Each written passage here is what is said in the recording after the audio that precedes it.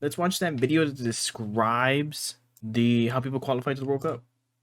Because I found this video that is pretty good, and it's 6 days ago, and it goes over everything. Really good video, really well made. So this is basically my World Cup review videos all in one, plus a bunch of content that was before I even started this series in November. And trust me, it isn't just a little bit of additions here or there. I went the extra mile. There's like 10 pages of above new and beyond. Oh yeah, also, I got a new Discord. Okay. Link will be in the description. Nice. Every Yes, recognized sir. member of UEFA was categorized into different pots based on their FIFA ranking. From there, they'd be drawn into groups of 5 or 6. And at the end of this round, each group winner qualifies for Qatar automatically. Alright, so this is Europe. We're starting with Europe. While each runners-up advances to the playoff round. In this round alone, you will see 10 teams confirm themselves a ticket to Qatar. But how about we go over some of the groups? Group A, we have Portugal, Serbia, Republic of Ireland, Luxembourg, Easy and for Azerbaijan. Portugal, to be Portugal's honest. best run in the World Cup was back in 1966 when they finished 3rd. Serbia finished 4th twice, back in 1930 and 1962 when they were part of Yugoslavia. However, as an independent nation, they have Fucking never made boomers. it out of the groups. Ireland is currently in a drought period, having not qualified since 2002 when they reached the last 16. Luxembourg has never qualified, but is looking better and better every Maybe year. the And next like World Luxembourg, Cup. Azerbaijan also have never qualified for the World Cup. In Group B, we have Spain, Sweden, Greece, Georgia, and Kosovo. Spain won the World Cup back in 2010. Sweden reached the quarterfinals of 2018 after missing out in the last 2 editions. True. Greece has 3 World Cup appearances, 1994, 2010, and 2014. They missed out in Really 2018, spread out. and this probably didn't help them. Georgia has never qualified, but is also seeing quite the youth movement. Kosovo have only been members of FIFA since 2015 and nearly qualified for Euro 2020, so you can never count them out either. Group Damn. C sees Italy, Switzerland, Northern Ireland, Bulgaria, and Lithuania. The fact that I know what's gonna happen with this group is crazy. Just because of how it's fucking situated. Like, this is crazy. 4-time champs, Italy have not seen the knockout stages of the World Cup since 2006 when they won the whole thing. Yo. They did also the fail Swiss to as of qualify late have made 2018. qualifying a tradition, having made the last 4 editions. They will hope to at least break the drought of not having made the quarterfinals since like the 50s though. Northern Ireland has not qualified for the tournament since 1986. And That's their some coach nice currently leading them was jerseys. just 4 years old at the time. Bulgaria Huh? had an impressive run going throughout the late 20th century, with the Ooh. 4th place finish in 1994 being their highest point. Ooh. However, in the new millennium, they've been pretty terrible. And then there's Oh. Lithuania, who have never qualified as an independent nation. Group D has France, Ukraine, Finland, Bosnia and Herzegovina, and Kazakhstan. Dude, Reigning say that champions fucking France 5 added times their fast. second star in 2018 and hope to retain their status with such an insane core of talent. Ukraine They don't is get out. seemingly on the up and They will actually get out round of 16 every time since like fucking 1994. hope to qualify for the first time since 2006. And I'm not gonna lie, it's looking like they're not even gonna make it to that. They're not gonna make it that deep this year. when they reach the quarterfinals. Finland is another team that have been improving and hope to make history again and qualify for the World Cup for the first time ever. As an independent nation, Bosnia has only qualified once for the World Cup, and that was back That's in crazy. 2014. And shout out Kazakhstan. I've never been, but my friends have, and they also got me this scarf. In terms of World Cup qualification, though, they've never made it, and also in their last campaign, they failed to even win once. Group E, Belgium, Wales, Czech sucks. Republic, Belarus, and Estonia. Belgium's golden generation is running out of time. Their best finish, however, True. came in the last tournament when the Belgians came I think they were like third, Wales, yeah. after agonizing defeat hope to qualify for the first time since 1958 when they reached the quarters. The Czechs, as an independent nation, have only Sheesh. qualified once in over 20 years, and that was back in 2006. Both Belarus and Estonia have never qualified. Group F, we have Denmark, Austria, You don't know though, bro. Scotland, Poland Israel, Faroe isn't all that Islands, hot and either. Moldova. A very interesting one. Although they do Denmark's have a best better- finish in the well, World Cup I don't goes know. all the way back to 1998 when they reached the quarterfinals. Speaking of 98, the Austrians and Scottish haven't seen the big dance since then. Israel's drought is even larger. They haven't been the World Cup since 1970. Faroe Islands Damn. and Moldova both have never qualified. Although, I guess the Faroe Islands can at least flex the fact that they're 2-time winners of the island games. Group G has the Netherlands, Turkey, Norway, Montenegro, Latvia, and Gibraltar. Funnily enough, every single team that you see in this group did not qualify for 2018. The biggest That's shock, though, were crazy. the Netherlands, because before then they finished second in 2010 and Yup. third in 2014. Yup. Turkey's last appearance at a World Cup was 2002, where the team proved all doubters wrong and finished third. Norway hope that their investments into a cyber initiative bring them back to the World's tournament for the first time since '98. No, you Montenegro didn't become Odegaard, not independent Martin, nation bro. until 2006. Martin ordered. Odegaard had like the fucking. He was like the Messiah. I remember when he was younger. He was like 16. They were like, "Oh, he's so good." Madrid bought him. Real Madrid, you know, best football club in the world. They bought him, and they were like, "Oh yeah, he's the next best player in the world." And then he became 20, and he wasn't doing too hot. So then we sold him to Arsenal, and then he did worse for like the next 3 years, and then. Now he's doing okay in Arsenal, I guess. Arsenal's on the up, so hey, kudos to him. I mean, dude's like 24. So it's pretty understandable that they've never qualified. Camavinga's doing better though. Close in 2010 and 2014. Latvia has never been to the World Cup, and same with Gibraltar, but they're literally 4 years old. Group H: Croatia, Russia, Slovakia, Slovenia, Cyprus, and Malta. Croatia loves a Cinderella run. True. They've done it twice. 1998 they finished third, and 20 years later they finished runners-up. Russia proved a lot of people wrong back in 2018. True, but they also say. Hosts. They did also say, though, that only player I like from Arsenal is Saka. That's fair. Although, actually, no, that's fair. What's it called? They were saying that the whole Russia thing in 2018, they were taking roids. They were roiding up, man. Putin was like, do that shit. Fucking win. Roid up. Roid up. Roid up. Slovakia has not been in the World Cup since 2010, where they had their incredible triumph against the Italians. But who knows? Maybe they were just cracked because they were in Russia. Since 2010. But Cyprus and Malta have not even come close. Hell, Malta only has 2 wins in qualifying since 1974. Group I has England, Poland, Hungary, Albania, Andorra, Look, Rick, and there's your San Marino. competition England, right there. Failed to bring it home again. Hope to finally do it in 2022 Poland. with a star-studded squad. Poland's best finish in the World Cup is 3rd. They did it twice in 1974 and 1982. The mighty Magyars of Hungary will forever be a what-if that's some story. beefy ass men, bro. These dudes look ripped. The 1954 team scored 27 goals but failed to beat West Germany in the final. Since then, there was a massive decline due to the revolution, but now things look on the up. Hungary are hoping to qualify for the first time since 1986. The Albanians are too on the up and will hope to qualify for the first time ever, while Andorra and the worst team in Europe, San Marino, make qualification look pretty much impossible. Finally, we have Group J with Germany, Romania, Iceland, North Macedonia, Armenia, and Liechtenstein. Dude, it's crazy that like 4-time World Cup winners. There's so many like small countries that are, you know, still being developed and made in Europe because there's a dividing from like conquerors and stuff. So it's crazy that like at one point these small teams that this dude's listing off right now in like 10 years could potentially be World Cup winners where like big teams are no longer winning it like they used to. I mean, Germany's got like 4. With their most recent being in 2014. Romania used to be one of the most entertaining teams to watch in the 90s. Their golden generation finished 6th back in 1994. However, since then, they've declined significantly and haven't qualified since France 98. Iceland throughout the mid-2010s was the underdog story. True. Finals in Euro 2016, and following that up, coming decently close to the last 16 of World Cup 2018. And they tied Argentina. Has never qualified for the World Cup, but hope this is the campaign after a successful berth into Euro 2020. And finally, Armenia and smaller Liechtenstein have never qualified for the tournament ever.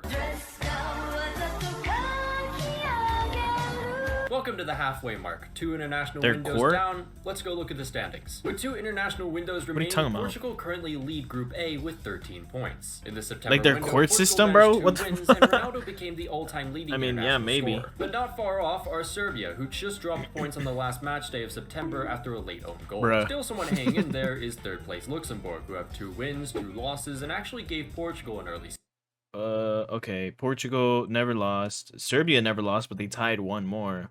Luxembourg lost twice, won twice. Ireland was doing so bad. What? Azerbaijan was getting fucked.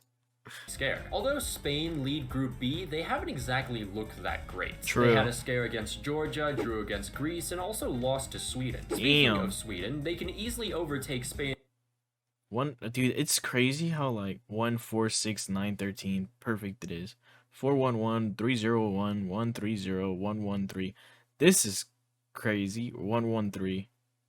in the 1-4. next window as they have 2 games in hand, although a loss against Greece could create a few questions going forward. The Greeks also have 2 games in hand and are actually unbeaten. Oh, true. They haven't albeit played. 3 draws and 1 win. In Group C, Italy lead with 14 points and have only conceded just a single goal, although that goal does come from a 1-0 draw against Bulgaria and Florence. Switzerland are currently second with 8 points and 2 games in hand. Thanks to their 0-0 draw against the Italians at home, 2 wins pretty much puts them up on par. France is currently cleaning shop in Group D with absolutely no one near them. But below the French is a very interesting battle for the playoff spot. Second place Ukraine is, for some reason, allergic to wins. They have 5 draws in 5 matches. The only other team that knows how to win besides France in this group is Finland, who have 2 games in hand. That means if Finland can manage results against Ukraine and Kazakhstan, it that's crazy. How did they tie 5 times? Again, not too far off from those two are Bosnia and Kazakhstan, holding on by a thread with their 3 points. Belgium at this point look all but certain to qualify for yet another World Cup. The battle for the playoff spot, however, is a lot tighter. Both the Czech Republic and Wales are tied. The Czechs have the advantage on goal difference, but the Welsh have a game in hand. Camry will hope to take advantage of that though, because a draw against Estonia on the final match day of September put a massive dent in their campaign. Denmark is running away in Group F with a perfect 6 wins out of 6. The playoff spot, much like the other groups, has a lot more competition though. Israel is practically breathing down Scotland's neck, and not too far off is Austria, who are just 4 points away. The fight for the top spot in Group G is getting intense. The Netherlands, thanks to their plus 16 goal difference, first 0 for Gibraltar, which is fucking so sad actually. But then 1-2-3, 2-2-2, 3-2-1, 4-1-1, 4-1-1, 13-13, 11-8. Damn. Like, the top 4 all were fighting at the moment, and that's pretty impressive considering how disastrous their campaign started. Norway, though, is tied with them, and Turkey is just 2 points behind in 3rd. Turkey will definitely want to forget about this window, though. With 4 games to go, Croatia and Russia 6-1. are tied, with Croatia just edging past through goal difference. Slovakia is 4 points behind them, and a recent win versus the Russians will keep their spirits up. Same with Slovenia, who managed to defeat Croatia on matchday 1, but they do have a much more difficult gap to close. England leads Group I and look to qualify pretty easily, although there's a pretty big surprise in second currently. Albania. Armando Broja has been killing it, and his goal against Hungary was nothing but brilliant. Although Poland haven't had a great start, they've already played England twice and grabbed a point from them in the process. So going forward, their schedule is a little bit less stressful. And then there's Hungary, right there in the mix, just 2 points from the playoff spot. That's crazy too. 16, 12, 11, 10. Those 3 countries spot that playoff spot was crazy. September with a very iffy result against Liechtenstein, but 2 4+ goal results later, and the Germans have shot up 4 points above second place. Armenia is surprising everyone in second, but the cracks may be showing after a draw at home to Liechtenstein. I mean, at this point, maybe we're the ones doubting the mighty Liechtenstein. Right behind them, though, is Romania and North Macedonia, who with 1 slip could overtake the Armenians in a heartbeat. Oh, and remember that amazing football fairy tale? Yeah, it's been absolutely tarnished by a sex abuse scandal and the dumb f***s who downplayed it. Yup, it's dead.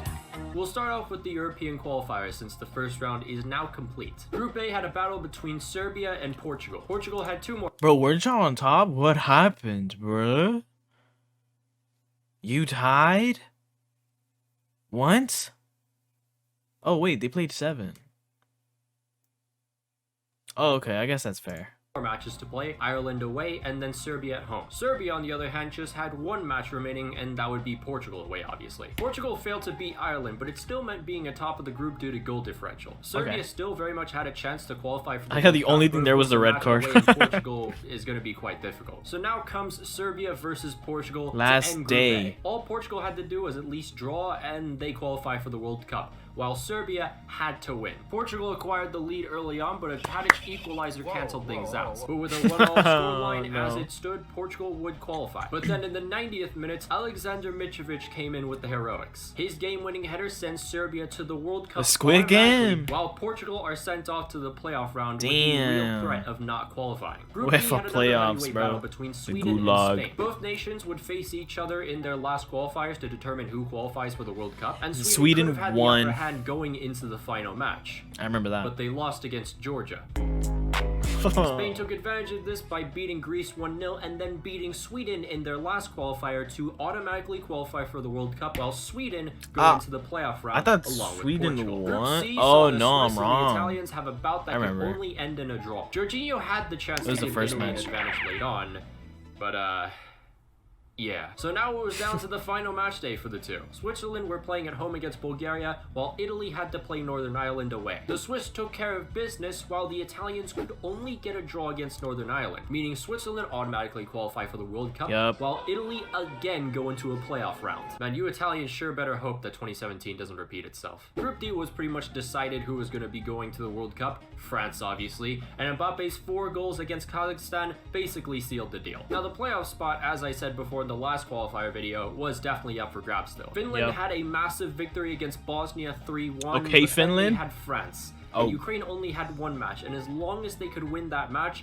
they would go into the playoff round, which they did. All Oh. credit to the Finns though, they performed really well Okay, against a Ukraine. strong French side, and unfortunately it just wasn't their day. Group B, not too much here. Belgium sealed the deal and find a ticket to Qatar, while the Welsh finished second, go on to the playoffs, and also the Czech Republic go on to the playoffs. Why is that? Because they were the the best. top 2 Nations League group winners that did not finish first or second. Group F, also pretty simple stuff here. Denmark had already qualified, so they didn't really have to worry too 'Cause much. there's They did lose to Scotland though, and 6 speaking teams of Scotland, they instead have of gone on to the 4 or playoff 5. round after they beat Moldova 2-0. Austria was the other top Nations League group winner that did not finish first or second, so they also go off to the playoffs. Now Group G, listen, Turkish fans, it was a joke. But I think there's this pattern with Turkey where whenever you don't expect them to be successful, they are, and vice versa. Because they did well in the qualifiers prior to the Euros, so everyone was hyping them up as these dark horse picks. And then, when something is expected of them, they completely blow it. But props to Dark Horse FC, who acquired 6 points, and it was enough to get themselves a playoff spot. Now, Okay, Norway and the playoff Netherlands spot's not was a bit of a bad. different situation for them. Both of them had drawn their first 2 Oh. qualifiers going into their last qualifier between each other. The Netherlands ended Norway's campaign, beating them 2-0, and they have qualified for the World Cup for the first time since 2014. But Not too unfortunately, no Haaland until 2026, I guess. Group H, going into the final match day, was Russia versus Croatia. All First Russia place had to do versus to second qualify for place. the World Cup was at least get a draw. A waterlogged pitch would display some of the most chaotic football these qualifiers have seen so far, and unfortunately for Russia, Croatia came on top. Dude, So that the sucks. 2018 finalists Water go on to made it qualify for the World bounce. Cup for the 3rd straight time, and Russia go into the playoffs. Group I, pretty simple stuff. England did not choke, fortunately for English fans, unfortunately for me. So England go on to qualify for the World Cup, while Poland do just enough to qualify for the playoffs. Group J, Germany didn't really have to do anything because they had already qualified, but they didn't really let off the gas one bit. Romania would only get a draw against Iceland, which North Macedonia would take Bro, full advantage of. Imagine like you faced a team that's already qualified and you're like, okay,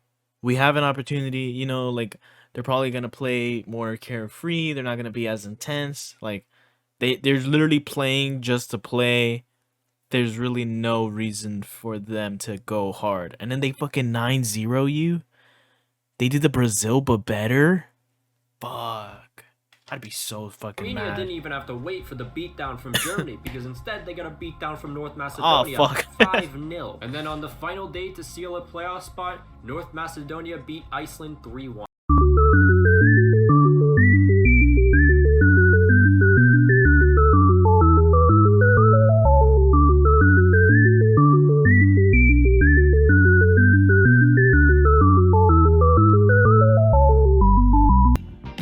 Over to Oceania, where things were not off to a great start for both Vanuatu and the Cook Islands. Both squads What? had a COVID outbreak and would have to withdraw from the What'd you do? competition, meaning Solomon Islands and Tahiti would advance automatically. The Solomon god himself, Rafael Leai, scored a hat-trick to lead the Bonitos to a group win. In the other group, New Zealand would win pretty comfortably, with Papua New Guinea advancing as runner-ups. In the semis, the Solomon Islands defeated Papua New Guinea in a 5-goal thriller, while Empoli's Liberato Kaseki helped New Zealand pass Tahiti. So now was the final everyone had predicted: Solomon Islands versus New Zealand. Could the Solomon dream live on and dethrone the Kings of Oceania? Unfortunately, not this year. New Zealand will now play the CONCACAF team in the Intercontinental Playoffs.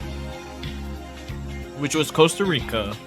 CONCACAF initially had NASCAR levels of buffoonery coming up with their brand new qualification format. The idea was for the top 6 ranked CONCACAF teams to play the typical round robin they usually do, but the rest of the lower teams would go into this World Cup tournament, and the winner of said tournament would then play the team that finished 4th in the hexagonal.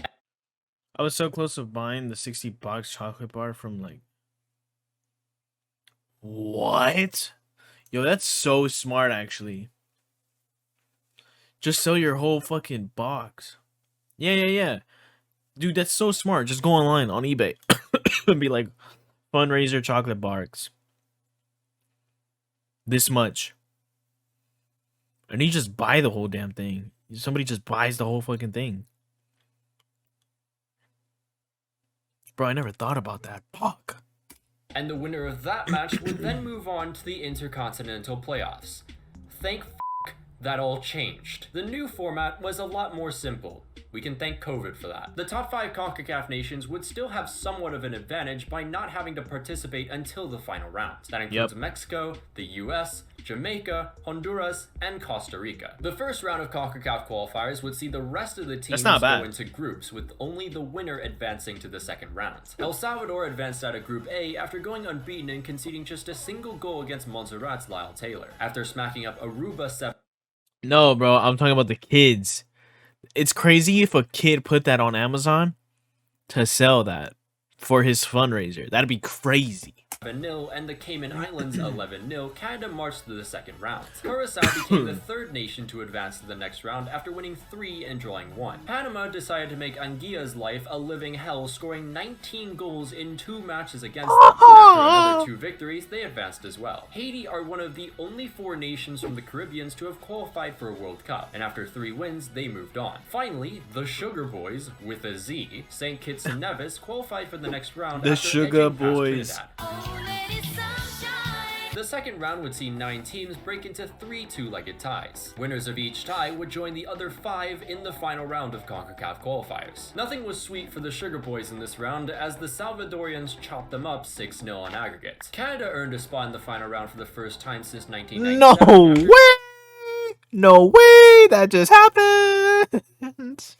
Bro, oh no. 6-0 on aggregate. Canada earned a spot in the final round for the first time since You 1997 missed it twice. after defeating 84-0 on aggregate. And finally, Panama would join the 2 after doing just enough in the first leg against Curacao. So we're into the final round, where the top 3 advance automatically and the 4th place team goes on to the Intercontinental Playoffs. And here's a quick overview of the teams. Mexico's best runs in the World Cup came in 1970 and 1986 as hosts in both, where they reached the quarterfinals. However, since then, despite always uncovering some kind of 7 years in a row, Mexicans have failed to escape the clutches of Quinto Partido. The US failed to qualify for 2018 after an embarrassing loss to Trinidad on the final day. I made a video about this, so if you just want to see someone's emotions unravel, you can go click it. Their best finish was in 1930, but because there was probably like 3 fans of the sport in the US at the time, 2002's quarterfinal run is celebrated more. Costa Rica has made 4 appearances with 2014. Yo, I didn't know that, but they're actually, the US is the only team in CONCACAF that has made it to a semifinal.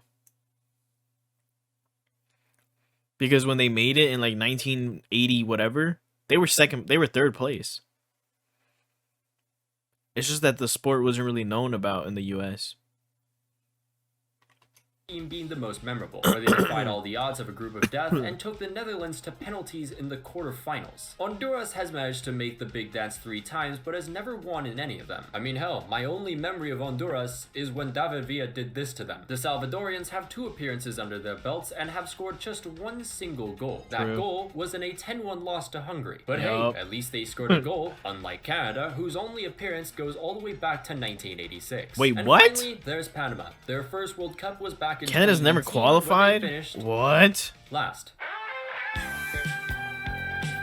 I swear Mexico Canada are qualified. 3 points above second place United States, with third place being Canada. The top 3 have 2 matchups in this window, with the US versus Mexico on November 12th and Canada versus Mexico on November 16th. For Mexico, this could either backfire or could be the instance where they cement themselves in the World Cup for next year. US supporters are still in the state of, I don't know what the hell to think about this team.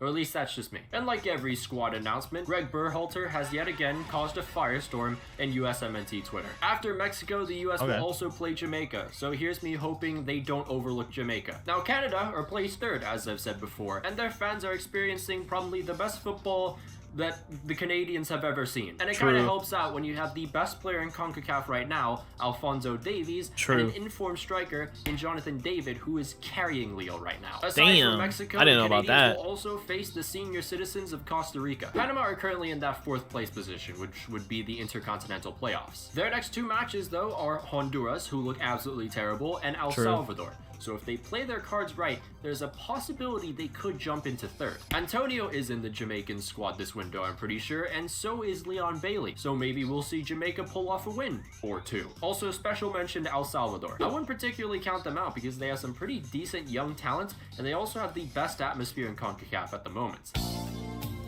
It's true. The US went to play there, and then the players were like, yo, I'm not gonna lie, that shit was kind of scary. I don't think many people saw this happening, but Canada are currently top of CONCACAF qualifying. And to be honest, I'm not really that shocked as most people are. They've been solid throughout and they have not lost a single match so far. Also, I should mention Sile. It's either one. But this man deserves some love. But really isn't a shock that this man is top scorer in the qualifiers. He's literally played for a club called Sigma FC. On their way to the top in this window, Canada defeated the senior citizens of Costa Rica and What do you mean Mexico. athletic freaks come out of Mexico, Europe? They aren't really looking that good. First was Dos a 0 and then Dos a 1. As I said in the last qualifier video, Mexico could either see some good points going into a couple easier matches, or this could be a straight disaster for them. They have dropped from 1st straight down to 3rd, where they're now tied with Panama. Now to 2nd place, the United States, where I really think we made a statement with that Dos a 0 with a very inexperienced and young team. But I think that team was still stuck in Cincinnati when we were playing Jamaica, because we really didn't look that great. Jamaica 100% deserved the win, and I don't know why we have to wait till next year for VAR in CONCACAF qualifying. It is ridiculous. And as a US fan, yeah, I will take a draw, especially after that terrible performance. I mean, still, it is very weird that we just don't have VAR. The one uber positive when it comes to the United States. That's true, and I agree with him, because in 2017, Panama, they scored a goal that wasn't allowed because the ball had already gone out, and then it went back in, and then it went into the net. But that goal it wasn't real. It was a ghost goal. It wasn't supposed to count. It was a ghost goal.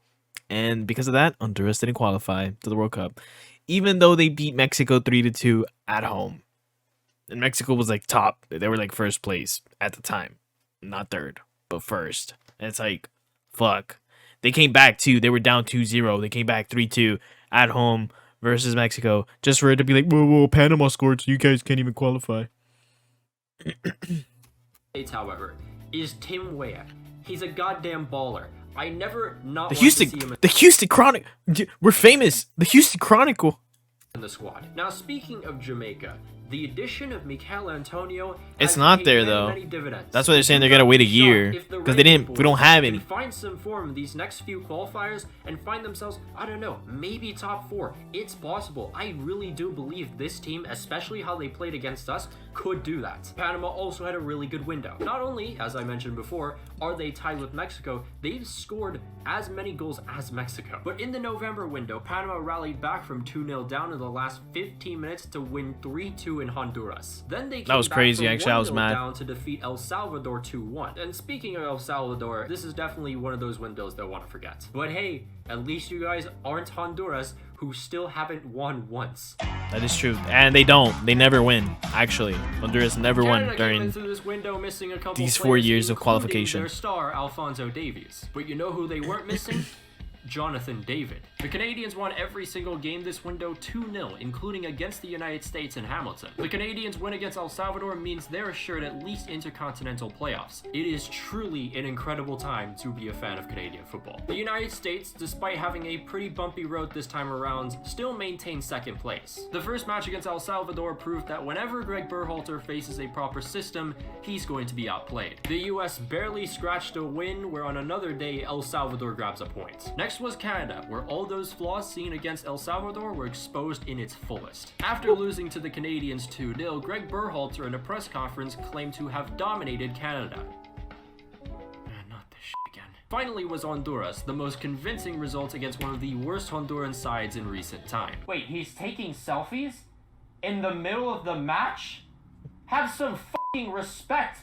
Fucking hell, I hate this motherfucker. Mexico were not doing too hot going into January, with Panama breathing down their necks. They were going to need a lot of improvement in order to keep their qualification hopes alive. And it didn't start off great, conceding against Jamaica, but in just 3 minutes, the Mexicans turned it around for 3 points. Mexico then followed that up with an uninspiring performance against Costa Rica, but the Mexican Greg Berhalter ended the window on a high, beating Panama in controversial fashion. A solid showing on paper, but this Mexican side is still very underwhelming. Much like the US, if this team qualifies for the World Cup, expect them to be out in the group stages if Tata stays. Panama couldn't get much out of this window besides a win against Jamaica. They are barely holding on to 4th place, with their next couple of matches being against the US and Canada. As for the Reggae Boys, they are officially eliminated, with fans scratching their heads thinking how could so much potential be thrown away. I'm talking to God himself! I need prayer! I need my prayers answered for just once! Speaking of elimination, that would be the case for Honduras too. Costa Rica, on the other hand, were not mentioned in the preview, but definitely should be in the review because they had a massive window. Shrines in the US and Mexico will be created in Brian Ruiz's name thanks to his game-winning goal versus Panama. And following a 0-0 draw against Mexico, Los Ticos grabbed a win against Jamaica. They sit 5th, just below Panama, having revived their campaign, scoring the 2nd most points in this window alone. El Salvador this window entered the portal to hell, having to face both 1st and 2nd place. But a win versus Honduras keeps their qualification hopes barely alive. Every spot was still up for grabs with 3 matches remaining for each nation. On the 3rd to last match day, El Salvador were eliminated after drawing to England B. Costa Rica's form was improving at the perfect time, and they grabbed a huge win against the Canadians. And all while that was happening, USA and Mexico were seeing who could up their chances the worst. On the 2nd to last match day, Canada's 4-0 win against Jamaica would finally earn them a spot in the World Cup for the first time since 1986. Oh yeah, he was injured, bro. Alfonso Davis was that dude. This dude was streaming from his house. Mexico edged past Honduras 1-0, just about sealing their spot in the World Cup since their last opponents were El Salvador. The US slapped around Panama 5-1 in Orlando. Costa Rica defeated El Salvador, which eliminated the Panamanians. Then on the final day, Mexico qualified for the World Cup after beating El Salvador, the US doing the bare minimum as per usual, just barely qualified automatically after losing 2-0 to Costa Rica, which leaves Costa Rica in the playoff spot facing New Zealand in June. Yeah, bro. Asian qualifiers weren't necessarily done yet either, with the playoff round between Australia and the UAE. We'd have to wait all the way until the 53rd minute Australia lost, to open the score through Jackson Irvine. However, the Emiratis replied just 4 minutes later through Caio Canedo. On a completely different note, Caio was one of the 7 Brazilians who falsified documents to play for East Timor. You're a fraud! East Timor national team. Then 84 minutes played, a cruel deflection off Aiden Hrustic's cleanly struck volley gave Australia the winner. So then came Judgment Day almost a week later, a one-match intercontinental playoff between Peru and Australia. Through the first half, both teams played very cautious. True. Peru maybe a little too cautious. Australia were surprisingly looking like the better team. They were creating better quality chances, and the defense turned Andre Carrillo. Who made it? I don't even know which one of these two are in the World Cup. Didn't see much change, despite the Fox commentators saying there'd be some massive Peruvian game-changing team talk at halftime. Although again, it'd be the Aussies with the best chances. So then came extra time, where Peru took a bit more urgency and had the best chance of the game, unfortunately denied by the post. So after 120 minutes played, the game would go down to a penalty shootout, and a very nervy one at that. Australia's Martin Boyle was the first to take his penalty and had his shot saved by Pedro Gallese. Now right before the penalty shootout, Aussie head coach Graham Arnold had taken off keeper I remember this. Dude, this is crazy. for Andrew Redmayne. And you might ask yourself, why? Who the f is Andrew Redmayne? Yeah. Andrew Redmayne is a goalkeeper for Sydney FC, known for his antics, if you will. Back in 2019, during a penalty shootout, his dancing put the opposing penalty takers into a daze, and Sydney FC became champions of Australia. So here he was now, with the nation's hopes on his shoulders. And he fucking did it again! To dance. Lapadula scores. Maybe next time. Aaron Moy was up next and he scored Australia's first.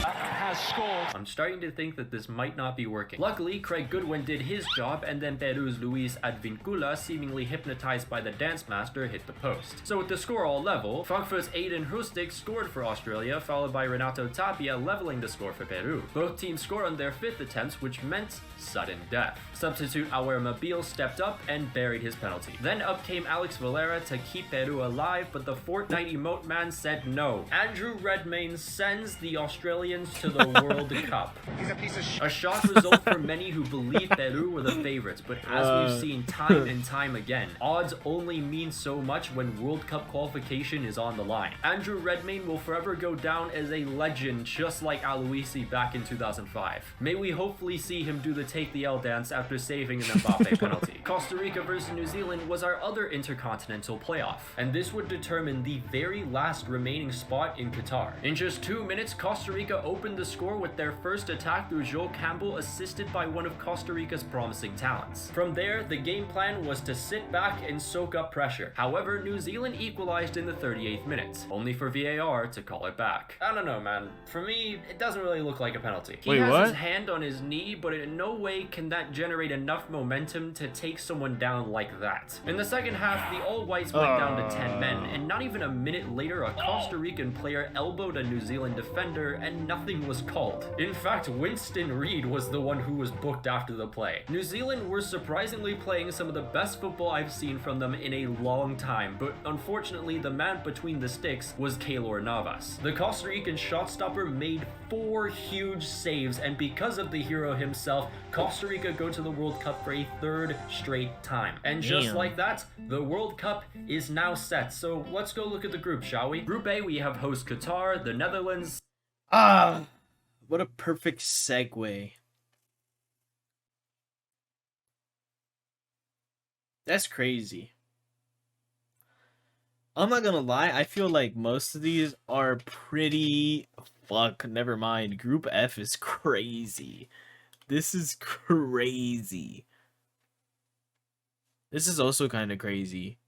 Because they're all like in a very similar level.